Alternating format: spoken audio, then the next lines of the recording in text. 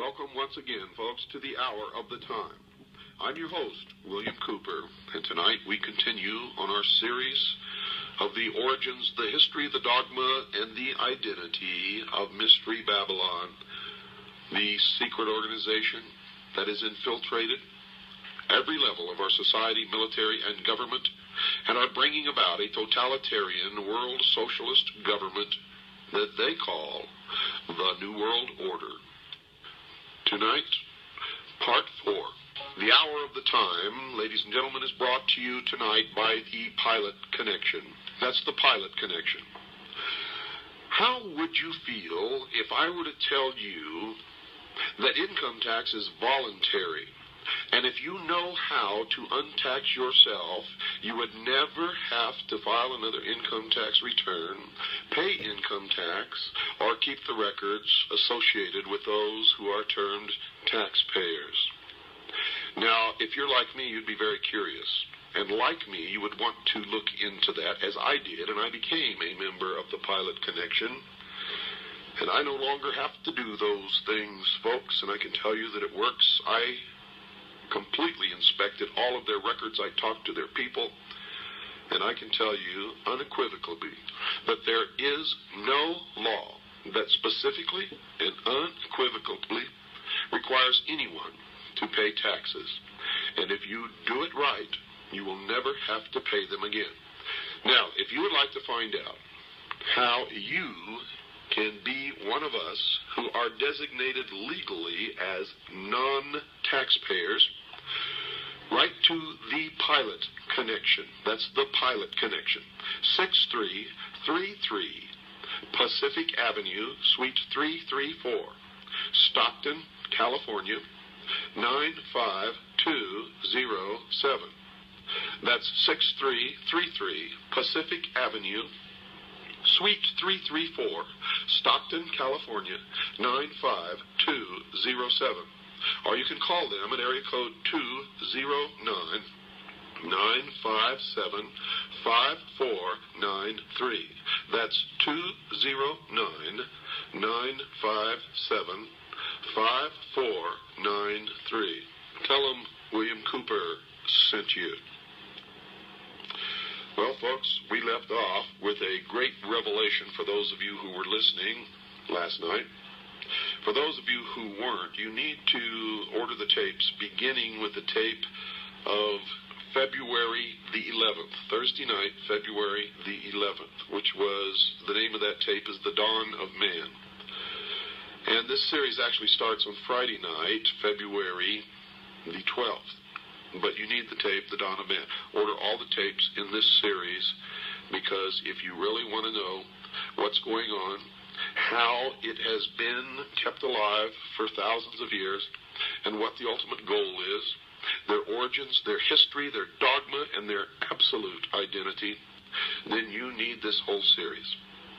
Now, to get this series, you can call Stan at 602-567-6109. That's 602-567-6109. If you're a CAGI member, just send in $7.50 per tape. Tell them which tapes you want, and you'll get them. If you're not a CAGI member, they're going to cost you $17.50 per tape. No buts, no exceptions, no deals. Want a deal? Join CAGI, folks. That's how we support ourselves, and that's how we get people involved. Well, let me continue. And I think tonight is really going to open your eyes. And remember, we're nowhere near even begun. We got a lot of shows to do on this, folks. And it's going to blow your mind if it hasn't already. I think some of you out there already know that. Now, if we concede that Osiris is the positive pole of the universal life agent, as the mystery school does, then Isis becomes the receptive pole of that activity. He is the doctrine, she is the church. As in Christianity, it is customary to refer to the church as the bride of Christ. So in Egypt, the institution of the mysteries was the great mother, the consort of heaven herself. From this interpretation, we gain a deeper insight into the symbolism of the whole Osirian cycle. Isis, you see, becomes the temporal order of the priesthood, the accumulative body of initiates. She is personified as the temple. She is the mother of all good, the protectress of all right, and the patron of all improvement. Now remember, this is the belief of the mystery schools.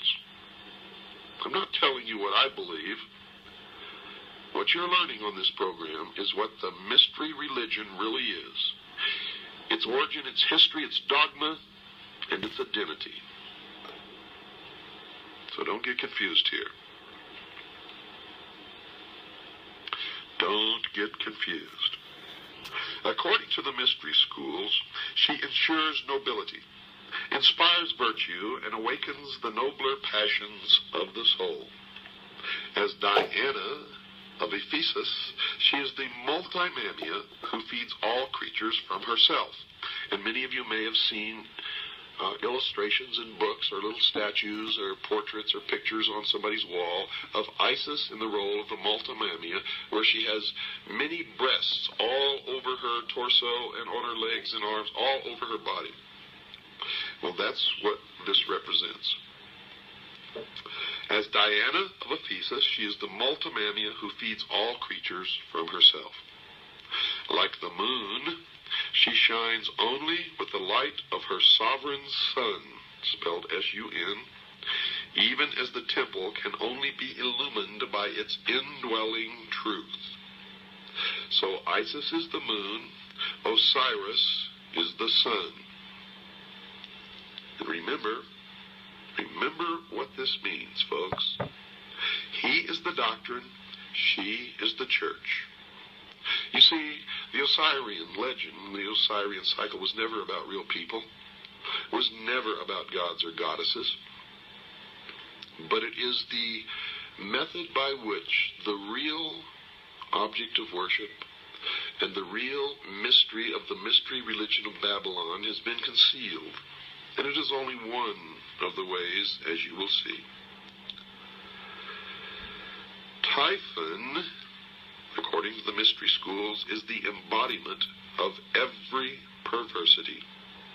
He is the negative creation, the Ahriman of Zoroastrianism. And remember, we talked last Thursday about the movie 2001, and in the beginning of the movie, the musical score that you hear, the name of it is Also Sprach Zarathustra, which is a tribute to Zoroaster, which is the androgynous god. The combination in one of the positive, the negative, good, evil, male, female, etc., etc., etc. It is the concept that Christ is also Lucifer, or that they are twins, and that's what they teach in the Mormon Church. Typhon, according to the mystery schools, is black magic and sorcery, the Black Brotherhood, also known as the Jesuit order. Nephthys, his wife, is the institution through which he manifests. He is neither a single evil, nor even a sequence of ills, but an infinite diversity of them, indescribably insidious, empowered to infect the fabric of church and state. The enemy of the mystery schools are three: the church, the state, and the mob. And of course the mob is us. Typhon lured Osiris into the ark of destruction at the time when the sun enters the house of the scorpion. Hence we know him to be the eternal betrayer, or Judas, that ageless Judas who undoes all good things and inevitably presages ruin. He is the power of the physical universe, which is constantly seeking to destroy the spiritual values locked within its substances. You will see that they have a talent for turning things around. He strikes in the 8th month, and now it is supposed that a child delivered in the 8th month of the prenatal epoch cannot live because of the curse of Typhon. Osiris was born in the 7th month, and thereafter it may be said of him that he was delivered prior to the rule of Typhon. And that's why our forefathers, all Freemasons, established this country by the signing of the Declaration of Independence in the month of July. And this will all become clearer to you as we go along. Of all good things, Typhon is the opposer, according to the mystery schools, occupying the position of the eternal negative. This evil monster may well be generalized under the appellation of the adversary. In the initiation rites, he is also the tester or the trier. Quote, "The Lord who is against us," unquote. According to the mystery religion, he is the personification of ambition, and ambition is the patron of ruin. It was ambition that set Typhon plotting for the throne of Egypt, designing how he should destroy the power of his brother. A learned Jesuit father sees in Typhon Cain, and in his brother Osiris Abel. If such a parallel actually exists, then the biblical allegory is susceptible of the same interpretation. But you see, they have twisted everything around. Adam Weishaupt, the founder of the Illuminati, was a Jesuit priest and a professor at Ingolstadt University, which is a Jesuit university. The Jesuit order was founded by Ignatius Loyola.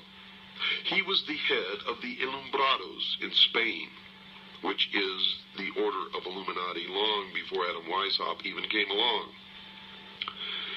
He was arrested by the Dominican monks under the Inquisition and used his power of association of those who had influence and power to beg an audience with the Pope. Now, nobody knows what occurred during this audience, but he emerged as the head of a new order called the Jesuits. Now, the Jesuits was just another name for the Ilumbrado, for he took his organization that he already controlled and made it into the Brotherhood of the Jesuits. The Jesuits went on to foment rebellion everywhere that they went, and the Pope gave them incredible power and made Ignatius Loyola immune to any prosecution from any source. And it was they who trained Adam Weishaupt, and it was Adam Weishaupt who formed the branch of what we all know as the Illumined Ones, known as the Illuminati in Bavaria, where he sent out agents to infiltrate the lodges of the secret societies throughout Europe. Now you will begin to understand this even more, folks, as we go along. Right now I understand how shocking some of this may be to some of you out there. But just hang on, continue to listen, because we have many, many more hours of this to go before it will all come together for you. But I would suggest that you begin study on your own. Doesn't matter if you get ahead of us, because you will always need some of the information that I'm putting out here, no matter how ahead you may get or what you already may know, simply because I've done well over 23 years of research into this, and I must know something that you don't know. And if you know something that I don't, please send it to me immediately. And if we can substantiate it, we will incorporate it into this series. Now, let me continue. Typhus lured Osiris into the Ark of Destruction at the time when the sun enters the house of the Scorpion. Hence we know him to be the eternal betrayer, that ageless Judas, who undoes all good things and inevitably presages ruin. Now this may sound to you that we're talking about Satan or the devil. But you see, in the mystery schools, they consider their god, Lucifer, to be the true good God, and they consider the God of Christianity to be the evil God. Now, if you listened on the night of the 10th, the 11th of February, Thursday, you already understand this concept. Because the mystery religion of Babylon believes that man was held prison in the bonds of ignorance in the Garden of Eden by an unjust, vindictive God. Lucifer, through his agent Satan, and many believe them to be the same entity, and that's okay. Lucifer, through his agent Satan, released man from the bonds of ignorance with the gift of intellect. And through the use of that intellect, man himself will become God. And that's the heart and soul of the dogma of the mystery religion of Babylon. Now, since I am taking the content of all of these episodes directly from their own teachings and their own writings, so that you'll know that this is exactly what they believe, sometimes it may sound to you like these are the good guys. But remember, they are the ultimate perfection of deception.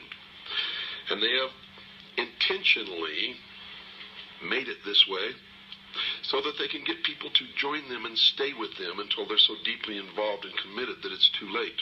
And that is why the degrees of initiation.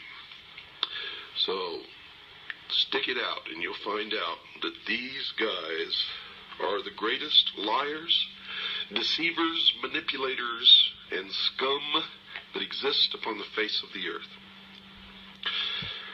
Typhon, in their teachings, is the desire of the few pitted against the good of the many. Now, if you understand what I just said, you understand that these are communists, socialists. They believe Typhon is the spirit of dissension and discord that breaks up unity of purpose by setting factions against each other so that great issues lose the name of action. The desire for riches, pomp, power, and, listen to this, folks, sovereignty, by which this evil genius was obsessed, reveals the temptation by which humanity is deflected from its ultimate goal and led into the byways of sorrow and despair. Typhon, the queen of Ethiopia, and the 72 conspirators represent the three destructive powers preserved to modern Freemasonry as the murderers of the master builder Hiram Abiff. You will see that Hiram Abiff was never murdered. In fact, in the Bible you will see that when the Temple of Solomon was completed, he went back home to Tyre. But in the Freemason legend, Hiram Abiff, the master builder, was killed and the temple was never completed. So everybody is blaming all of this upon the Jews. It is not the Jews, folks, because all of this is a front. It's symbology for what they really, really mean. Hiram Abiff was really, folks, Jacques de Molay of the Knights Templar. And all of this will make much more sense to you several shows down the road, because we have lots and lots of information to go through before you put it all together. Now, these three destructive powers preserved to the modern mystery school known as Freemasonry as the murderers of the master builder Hiram Abiff, who was really Jacques de Molay, are ignorance, superstition, and fear, what they call the destroyers of all good things. When you get even deeper into their teachings, you find out that ignorance, superstition, and fear stand for the state, the church, and the mob. And those are the things that they have sworn to destroy and substitute themselves as the ruler of the world in a benevolent despotism, a totalitarian socialist state. Because from the very beginning, these people have been pure, true communist socialists. They are the heart and soul and core of international socialism. They believe the advent of greed and perversion marked the end of the Golden Age, the Osirian Age, which the Osirian cycle is just a symbology of this. And the Golden Age, of course, golden, oro, always has stood for the sun. Osiris is representative of the sun. And outwardly, these people worship the sun, but the sun is just another symbol for their god Lucifer, the light, the intellect. And when the good prince Osiris, the deeper truth, returned to his own land, he became the victim of a hideous plot. So what is this mysterious chest, so beautiful in its outer appearance, but so fatal in its application? Well, folks, Plato, who was wise in the wisdom of the Egyptians and who was an initiate of the mystery school, would have answered that it was the body that lures the soul into the sorrows of generation. Now, if this interpretation is projected into the social sphere, the chest becomes symbolic of material organization. Witness the application of this thought to Christianity, where the pomp and glory of the outer show of a vast ecclesiastical mechanism has all but destroyed the simplicity and dignity of the primitive revelation of the mysteries. That is their exact words. See, I didn't make that up. Those aren't my words. Those are the words of the mystery school. And it is an indication, if you didn't think so yet, that Christianity is their enemy. They intend to destroy Christianity and all Christians. The blood will flow when the new world order takes power in the world. And if you sit back and say, well, I'm not worried because I'm going to be raptured, I feel sorry for you because you are going to suffer tremendously. Because in my research, I have found that most of the theologians in the Protestant religion of all denominations who are responsible for this doctrine of the rapture are Freemasons. And they are in control of the World Council of Churches. They are responsible for the bringing together of the different religions in the World Council of Churches to attempt to merge them all into one and then change the doctrine to the New World religion. And if you don't believe that, you get off your little butts and go out there and start looking instead of just listening and accepting. For it is true. And their doctrine, folks, is Zionism. I can tell you right now, Jerry Falwell has admitted publicly that he is a Zionist, and we know that he is also a member of the mystery schools, and many others that you follow blindly instead of reading the words of Jesus Christ. You're all split up. You know, the original teachings of Christ have been so perverted that there are thousands of different sects of the Protestant religion. And the Vatican is the original perversion of the mysteries, established by a pagan Roman emperor, a worshiper of the sun. I hope you're all beginning to open your mind. And I know I'm going to get a lot of letters from a lot of fanatics who don't believe this. And those are the people who will be hurt the most when they find out that it is all true. When they find out that it is all true. Back to their doctrine. The murderers rush from the palace with the lead-sealed casket and cast it with its kingly contents into the dark waters of the Nile. Thus are the ideals which lead men into the paths of truth and righteousness obscured, and with truth no longer evident, according to them, error, which is the Christian church, can rule supreme. Typhon, by now you should know that Typhon is their designation for Christianity. Typhon ascended the throne as regent of the world, swinishly gloating over a dejected humanity he had led into dark and devious byways. By the Nile, may we not understand the river of generation, in the current of which souls imprisoned in mortal nature move helplessly upon the never-ceasing current. Now, they believe that truth is dead. And according to their belief, with truth dead, or at least exiled to the invisible world, material facts were superseded by opinions. Opinions bred hatreds, and men finally fought and died over notions both senseless and soulless. And that is another deception and another lie. For in my research, I have found that in every instance of the most terrible things and wars that have ever happened on the face of the earth, these men are the ones who have brought it about. Have brought it about.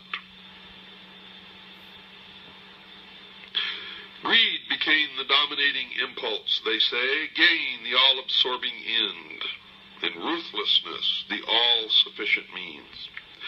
In the dark ages of uncertainty, when reality hid its face and no man dared to know, the leering Typhon ruled his ill-gotten world, binding men to himself by breeding 1,000 uncertainties to sap courage and weaken conviction. Men ask, why seek to know? Knowledge does not exist. Life is a cruel jest, purposeless and of short duration. Because the human mind demanded intellectual expression, Typhon sowed the seeds of intellectual confusion, so that numerous orders of learning appeared which were convincingly plausible but untrue. These various orders of thought survived by catering to the weaknesses and limitations of the flesh. Today, our great industrial civilization is feeling the heavy hand of an outraged destiny. The evil genius of our ambitions has again undone us, and our follies crumble about us. Typhon rules the world, for the earth today is the arena of the ambitious. Remember? Typhon is their symbol for Christianity.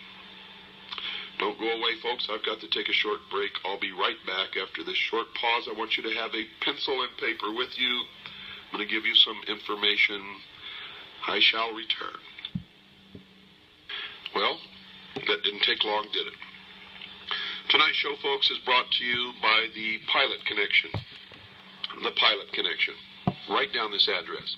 6333 Pacific Avenue, Suite 334, Stockton, California, 95207. That's 6333 Pacific Avenue, Suite 334, Stockton, California, 95207. Or you can call them at area code 209-957-5493. That's 209-957-5493. Who is the Pilot Connection, and what do they do? Well, the Pilot Connection is an organization, a First Amendment educational society that specializes in teaching people the true law about income tax. Did you know that income tax is voluntary? Well, it is, folks. But you just can't go and stop paying income tax and say, I volunteer not to pay, because you've entered into certain adhesion contracts which make you liable for income tax. But the Pilot Connection can tell you how to untax yourself legally and lawfully, so that you never have to file another return, pay another nickel of income tax, or maintain the records that those designated as taxpayers because of their adhesion contracts have to do. No, if you go through the Pilot Connection, you will become legally designated a non-taxpayer. I am a member. I have done this, so have tens of thousands of other people. And I can tell you that it is true, that it works, and that you will have no problem with the IRS, unless, of course, Congress changes the laws down the road, and then we will have to see what those changes are if they do that. And if they change the law and then it becomes binding that we have to do it again, then we will have to do it. Okay. Now, if you would like information on how to join the Citizens Agency for Joint Intelligence, which is our private intelligence organization, the largest and the most successful in the world, and if you've been listening to this program, you know that that is true. Now, if you'd just like to join, send us $45. Just send $45, tell us you want to become a CAGI member, and we'll put you on the rolls and send you all your information, your press credentials, and everything else that you get along with your membership. And believe me, it's well worth your while. Your money comes back to you 1,000-fold, as our members, our current members, will be happy to tell you. That is, if you use the benefits. Or if you would like a packet of information, or if you'd like to purchase my book, Behold a Pale Horse, which is 500 pages of the most suppressed information ever published in the history of the world. Call Stan. Talk to him. He's my right-hand man. His number is 602-567-6109. That's 602-567-6109. Or just write to Stan and ask him for a packet of information. Write to Stan, S-T-A-N, Post Office Box 889, Camp Verde, Arizona, 86322. That's Post Office Box 889, Camp, spelled C-A-M-P, Verde, which is Spanish for green, spelled V as in Victor, E-R-D-E, Arizona, 86322. Well, let's get back to where we left off, folks. What then of Isis, the mother of the mysteries? She who was so defiled and desecrated by the profane that her sages and prophets were forced to flee into the wilderness to escape the machinations of the evil one. Is she not the woman clothed with the Son of Revelation who flees with her man-child into the wilderness to escape the evil purposes of the great dragon? Well, folks, that's what the mystery school believes, but I can tell you that's not true. You see, the mystery school was the original college run by Nimrod in the city of Babylon.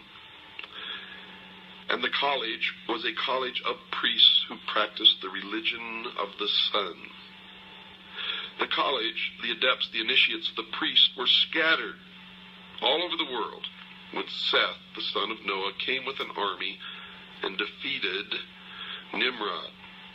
And this is where the legend really comes from, because Seth chopped Nimrod up into little pieces and scattered him all over the land. In the legend of the Osirian cycle, Osiris was chopped into 14 pieces. Isis came to put him back together again and bring him to life. She could find all the pieces save one, the phallus, or the generative force. It is now known as the lost word of Freemasonry. And the phallus is represented by the obelisk, the monolith. It is the penis of Osiris, the generative force. It represents the lost word of Freemasonry. It represents the Luciferian philosophy. It represents the light, the sun, Lucifer, the intellect. In Dealey Plaza, you will find an obelisk. In Washington, D.C., you will find an obelisk known as the Washington Monument. In the courtyard of the Vatican, you will find an obelisk. Should I continue? The family in England, whose estates are called Scion House, has an obelisk on their lawns. Should I go on? I will. I will go on and on and on and on until you either wake up or I am dead, one or the other. And if you don't wake up, I would rather be dead than live in slavery in the New World Order, with our Constitution destroyed, the family broken, the children taken from the homes to be raised by the state, Christians and patriots locked in prison camps, labor camps, until they are no longer useful, and then they will be executed. And the blood will run in the New World Order. If you don't believe me, look back at every single nation where international socialism has triumphed over Christianity, and you will see that tens of millions perished. were destroyed. Socialism, folks, sucks. And I will not live under such a system, and I hope you agree with me. If you don't like my language, that's tough. I'm fighting a battle against people with no morals, no decency, no heart, no soul, no soul. They do not even believe in God. They do not even believe in God.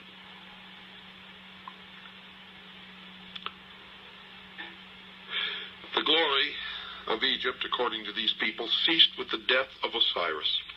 The mighty temples still stood, but the God who illuminated them had gone.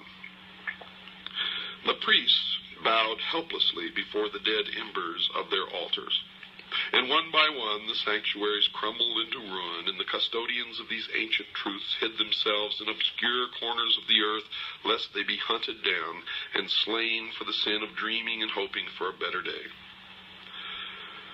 Isis, then, as the scattered but still consecrated body of initiates, began the great search for the secret that was lost. And this is all in reference to Seth's army scattering the college of priests in the ancient city of Babylon. And later it refers to the Knights Templar, who brought the mysteries from the Middle East to Europe. In the beginning, folks, they were never a part of the Catholic Church, as you will learn, and they still exist today, regardless of what you've ever been taught. For they are the mystery school today. In all parts of the world, according to their teachings, the virtuous raised their hands to the heavens, pleading for the restoration of the reign of truth. This congregation of those who prayed, who labored, and who waited, the great congregation of a world in anguish, this is Isis in sackcloth and ashes, searching for the body of her Lord. Searching in all parts of the earth and throughout innumerable ages, inspired men and women, the congregation of the just at last rediscovered the lost arcana and brought it back with rejoicing to the world over which it once ruled. Isis by magic. For the initiated priests were all magicians, and they are magicians today, resurrected the dead God, and through union with him brought forth an order of priests under the collective title of Horus the Hawk, the all-seeing bird, whose eye is on the reverse of the great seal of the United States of America. These were the Hurge Shesta, or the companions of Horus, and the chief of these, called by Louis Spence the chief of the mysteries par excellence, appears to have worn the dog-headed mask of Anubis. Anubis was the son of Osiris by Nephthys, the material world, therefore represents the divine man, or the mortal being, who rose to enlightenment. And those who rose to enlightenment were considered illumined. Collectively, they are known as the Illuminati. And all of you who have fallen for the scam that the Illuminati does not exist, they do. For the term Illuminati merely refers to the collective body of those who are illumined or enlightened, and they are the Illuminati. Ambition, however, personified by Typhon, knowing that temporal power must die if divine power in the form of truth be reestablished, put forth all its power again to scatter the doctrine, this time so thoroughly that it should never be rediscovered. If Typhon, as Plutarch has suggested in one of his manifestations, represents the sea, then it appears that this second destruction of Osiris may refer to the Atlantean deluge. There's Atlanta again. Atlantis. Atlanta, the same. Go to Atlanta, Georgia, folks. Drive around in that city. You will see pyramids everywhere. You will see 666 everywhere. You will see the symbols, the all-seeing eye.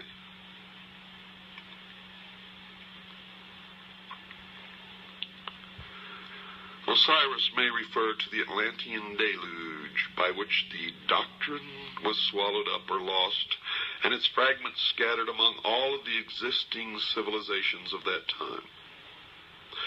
And the story continues.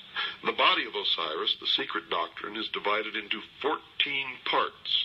Remember, Osiris was chopped into 14 parts. They found all save one, the phallus or the penis of Osiris. Well, the body of Osiris represents the secret doctrine. It's divided into 14 parts and divided among the parts of the world. And the lost word of Freemasonry is the generative force, the lost part of Osiris, the lost part, the secret of the secret doctrine. So we must therefore understand that it was scattered through the 7 divine and 7 infernal spheres.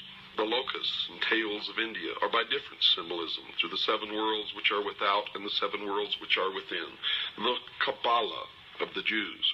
Bacchus was torn into 7 pieces by the Titans and Osiris into 14 pieces.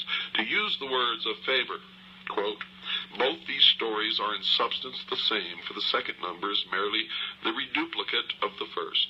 By a variation of much the same nature, the ancient mythologist added 7 Titanides and 7 Kabiri to the 7 Titans, unquote. The parts of Osiris were now scattered so hopelessly that ambitious Typhon, or the Titans, felt his authority to be secure at last. But wisdom is not thus easily to be cheated. Listen to this carefully, folks. This is their own words. In the dark retreats of Islam, the Sufi explored the depths of nature. Among the Jews, the learned rabbins unraveled the intricate skein of Kabbalism. Among the Greeks, initiates rose to life through the nocturnal rituals of Eleusis. In India, neophytes were brought to the contemplation of the triple-headed Brahma at Elephanta and Ellora. Through the Middle Ages, the alchemists in their retreats explored the infinite chemistry of existence. The Illuminati sought the pearl of great price, and Rosicrucian adepts sought to recast the molten sea. All these together were but Isis, still searching for the members of her Lord. At last, according to the tradition, all these parts were restored again but one. But this one could not be returned. Now you understand why I tell you it's not the Jews, folks. If you're persecuting the Jews, you're making a big mistake. It is some of the Jews. It is some of the Catholics. It is some of the atheists. It is some of all of the people of all of the nations and races and religions of the world. And outwardly, if they attend a church in your neighborhood and profess to believe in that religion, it is a lie. It is how they gain influence and power in that community. For they worship one God and one God only in the temple without windows, the headquarters of which in this country is exactly 13 blocks from the White House. The Egyptian allegory tells us that the phallus of Osiris was swallowed by a fish. Now, folks, this is most significant, and we may even infer that mankind itself is the fish, but it even goes any further, for this age has been known as the age of Pisces, the fish. The significant force and the power in the age of Pisces was Christianity, and the fish actually refers to Christianity. The phallus being the symbol of the vital power of the mystery school, and so used in Egyptian hieroglyphics. The phallus, then, is the lost word which is not discovered, but for which a golden replica is substituted. In the Egyptian hieroglyphics, the physical body, after the death of the soul or its departure therefrom, is called the Khat, or K-H-A-T, and the hieroglyphic for this is a fish. Thus, the physical body of man is definitely tied up in symbolism with the creature which conceived son, Horus, a term concealing the collective body of the perfected adepts who were born again out of the womb, swallowed the triple phallus of Osiris, the threefold generative power. This golden phallus is the three-letter word of Freemasonry concealed under the letters A-U-M. And all of those of you in the New Age movement, or all of those of you who fell for all these gurus who came over here and taught you to sit and meditate, and while you were meditating, hum this Aum A-U-M. The golden phallus is the three-lettered word of Freemasonry concealed under the letters A-U-M. How do you feel, sheeple? And why do you do these things? Because somebody tells you to. Isis, by thus modeling and reproducing the missing member of Osiris, gives the body of the god the appearance of completeness, but the life power, folks, is not there. Isis, the priesthood, with their initiatory process, had accomplished all that could be accomplished by natural philosophy. Therefore, recourse is again had to magic. The golden phallus is rendered alive by the secret processes rescued from the lost book of Thoth. Thus, the divine power of Osiris is restored through the regeneration of man himself and the processes of initiation. In the Greek system, man was rendered divine because his composition contained the blood of Bacchus, they believe, and in Egypt because it contained the seminal power of Osiris. The institutions raised in the world to perpetuate the deeper truths of life, according to them, labored on through the centuries, seeking for the lost key, the living crux ansata, which, if rediscovered, would enliven and impregnate the whole world and restore the good king Osiris to the throne left empty by his cruel death. The purpose of the Osiric rite is therefore revealed as twofold.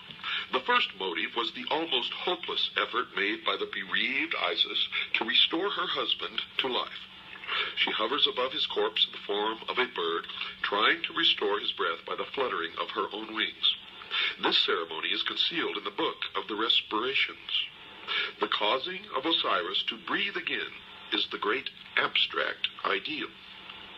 The second and more imminent motive which actuated Isis was to avenge herself upon Typhon, Christianity, and to destroy his power over the world. This she determined to accomplish through her immaculately conceived son Horus, which is a term concealing the collective body of the perfected adepts who were born again out of the womb of the mother, Isis, the mystery school. Now we can apply this analogy to a great modern system of initiation called Freemasonry, which has certainly perpetuated at least the outer form of the ancient rites to the profane or to the members on the lower rung of the initiatory ladder. To the adepts of the priesthood, the higher initiates, then it is clear. You see, for Freemasonry as an institution is Isis, the mother of mysteries, from whose dark womb the initiates are born in the mystery of the second or philosophic birth. Thus all adepts, by virtue of their participation in the rites, are figuratively at least the sons of Isis. As Isis is the widow seeking to restore her lord and to avenge his cruel murder, it follows that all master masons or master builders are widows' sons. They are the offspring of the institution widowed by the loss of the living word, and theirs is the eternal quest they discover by becoming. In the Egyptian rites, Horus is the savior avenger, son of Isis, conceived by magic or the ritual after the brutal murder of Osiris. Hence, he is the posthumous redeemer. Freemasons are Hori. They are the eye of Osiris, whose body, therefore, is made up of eyes. Each initiate is a Horus, each is a hawk of the sun, spelled S-U-N, and for one reason is each raised, and that is that he may join the army, which is to avenge the destruction of wisdom and restore the reign of the all-seeing Lord, Lucifer. Each one is dedicated to the overthrowing of the reign of Christianity. The great battle in which the sons of the hawk rout the hosts of darkness is the mysterious Armageddon of Revelation. You see, they believe Lucifer is the god of light, and Jehovah, or Yahweh, is the god of darkness. They believe that the Armageddon of Revelation is the Kurukshetra of the Mahabharata and the Ragnarok of the Eddas. In this battle, the hosts of the adversary shall be routed forever. The great purposes of the Osirian rite are thus revealed in an unsuspected clarity. The Hershesti are philosophically opposed to the reign of ambition.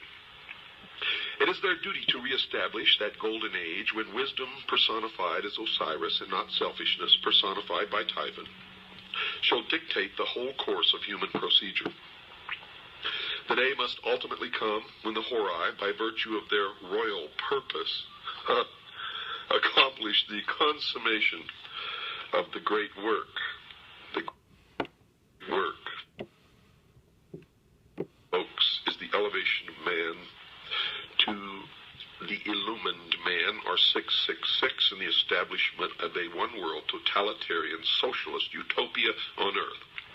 The missing word will be found, and the golden substitute will be replaced as promised in the ancient rite.